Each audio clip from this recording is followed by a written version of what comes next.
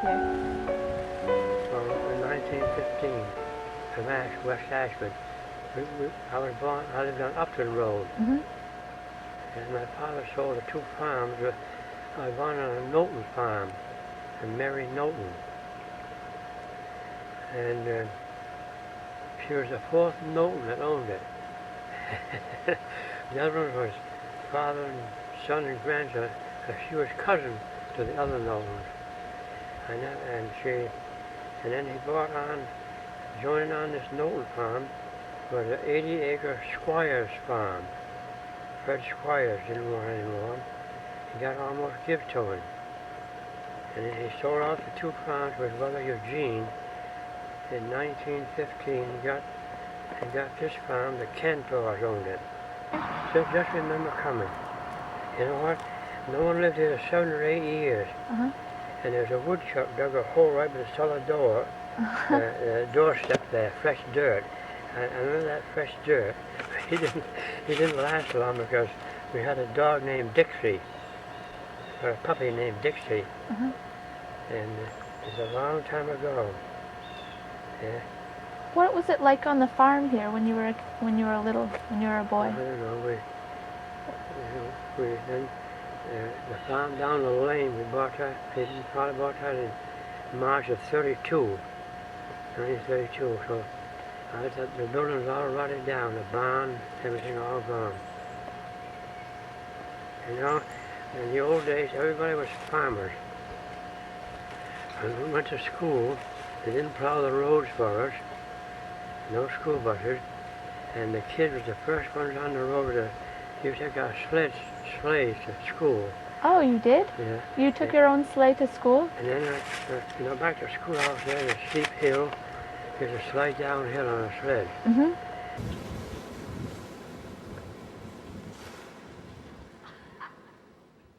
And after that, I found all the barns taking care of the cattle, so the school kids made the first tracks in the road in a snowstorm. They had a grindstone set right between those 2 big trees. Mm-hmm. And Easter Sunday, they grind his axe. Mm-hmm. The old grindstone's over in the house now. I'll hold it up a little. And I was over there, had a shaft with he stood up one leg, he hit me with one leg. And he should have drove me away, but he didn't. I took the crank and put on the end of the shaft, and it had a black gravel mitten. Mm-hmm. And the gravel mitten wound around the shaft and stretched it out. Oh. At Easter Sunday. And Harold Atwood took me down to the hospital. He had a Model T Ford. Yep. And he was young. And the father went with him. And a French doctor named Girard cut it all, amputated it. They looked at it. They thought they might save it to the first joint. Yep. But there wasn't nothing left much. The skin tore all off the bones. How? That was the next, in 1916 that happened. So how old were you? I was 6 years old then. Oh. I would have been 6 in June. Did you have to stay in the hospital? 2 weeks. Or you? All the school kids had to, schools had to look at it. And my whole arm, look at it, it's so small. Is that's because of that, having that accident? And see, that's how small it is. Mm-hmm. But I milk cows. But Do you still milk cows? no, I don't milk the animals. I'm almost helpless. The boys milk my cows, cut the hay. Mm-hmm. But they're fighting over it, so they don't get along too good. Where's the farthest you've ever been? Not very far. And the Springfield Fair. In Massachusetts? Huh? In Massachusetts? Yeah. When? Yeah, I went quite a few times because they judge cattle up there. Uh-huh. And 4-H.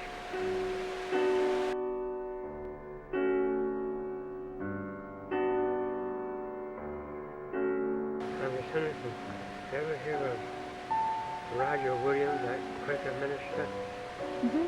Know anybody? A little. Are you descended from him? Yeah.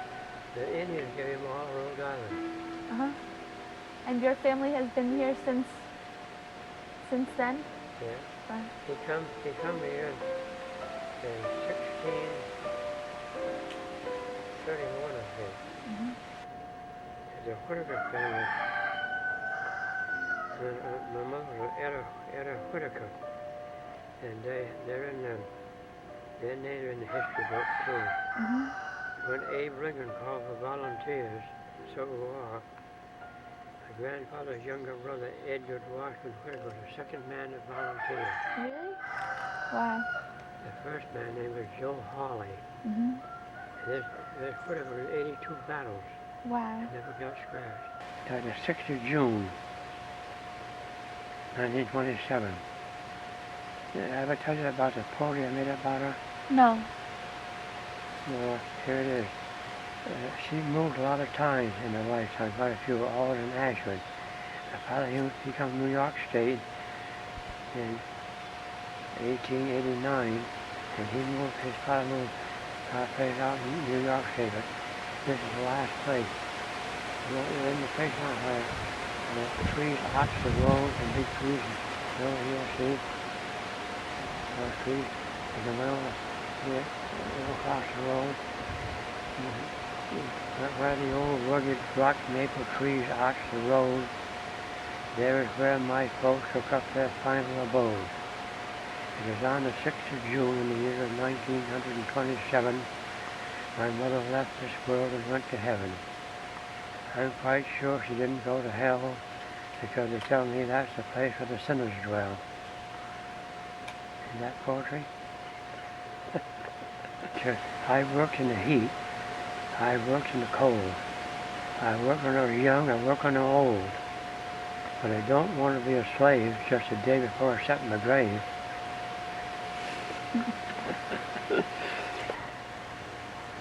80 years have come and gone, but the memories still linger on about my $800 school teacher, whose name was Carrie Alpine Pratt. And as I remember her, she wasn't lean and she wasn't fat. But I'll swear to this day I believe that gal knew what she was at. With her hair bobbed short and a good fitting middy blouse, she looked cuter to me than the Mrs. Mickey Mouse. I don't know from where she came, and I don't know where she went, but I do know the 2 years she taught on Wormwood Hill were well spent. She never gave us any homework like the modern schoolies do today. She taught us one by one and each day by day, for that is the way, I presume, she wanted to earn her pay. It's going. My schoolmates are going one by one, and I never will forget the songs they sung and the good deeds they've done. I will admit with some I couldn't see eye to eye, but nevertheless we're all born to live and born to die. And when I die, I don't want people to cry. I want to feel happy and gay when they hear I passed away.